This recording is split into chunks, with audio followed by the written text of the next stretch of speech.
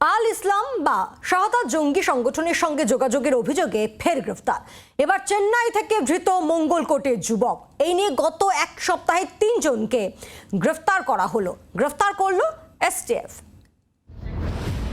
দুনিয়া জুড়ে সন্ত্রাসবাদী কার্যকলাপের অন্যতম মুখ আল কায়দা। তাদের ভাবধারায় অনুপ্রাণিত বাংলাদেশের জঙ্গি গোষ্ঠী আনসার।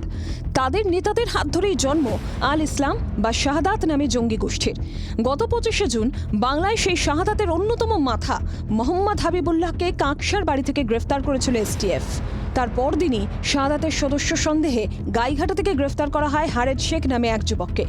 হাবিবুল্লাহ সূত্র ধরেই শুক্রবার চেন্নাই থেকে গ্রেফতার করা হয়েছে আনোয়ার শেখ নামে আরেক যুবককে। আনোয়ার মঙ্গলকোটের কুলসোনার বাসিন্দা।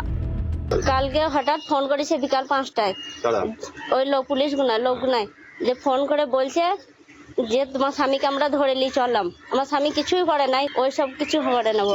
ও ভালো ছেলে একদম। হ্যাঁ, চেন্নাই তো কাজ করতে, আমাদের ঘর বাড়ি নাই, টাকা পয়সা নাই, ওই জন্য খাবো কি। এলাকায় সুনাম রয়েছে আনোয়ারের। এই ঘটনায় হতবাক সকলেই। আমরা এটা শুনেছি কালকে সন্ধ্যাবেলায়, তো শোনার পরেই আমরা অবাক যে আনোয়ার শেখ একটা ওরকম ছেলে নয়। এক নম্বর কথা, ও গ্রামে যতদিন থাকে গ্রামে চাষের কাজ করে, তারপরে বাইরে যায়। ওর 3-4টে ছেলে মেয়ে, সেটা নিয়ে ওর ঘরও নয়।